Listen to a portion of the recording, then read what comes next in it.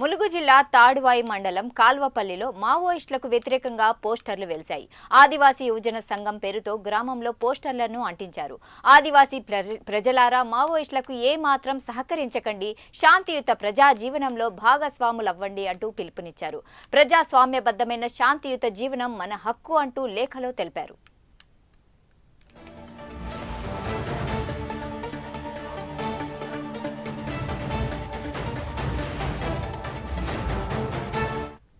ఇక ఇదే అంశంపై మరింత సమాచారం అందించడానికి మా ప్రతినిధి తిరుపతి ఫోన్లో అందిస్తారు. తిరుపతి, చెప్పండి.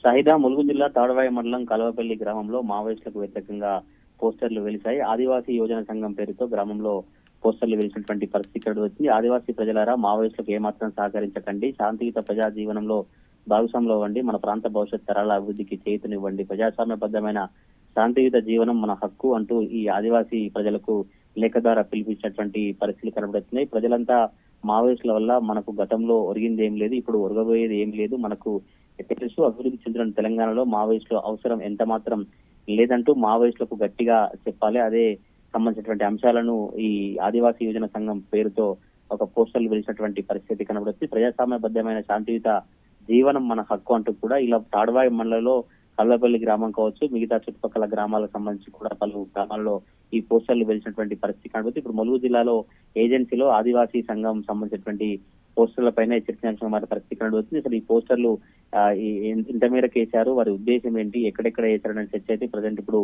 ములుగు జిల్లా ఏజెన్సీలో కొనసాగుతున్న పరిస్థితి కనబడుతుంది. మరి ఈ పోస్టర్లకు సంబంధించి మావోయిస్టులు ఎట్లా స్పందిస్తారో చూడాలి. Shahida. Right, thank you Tirupati.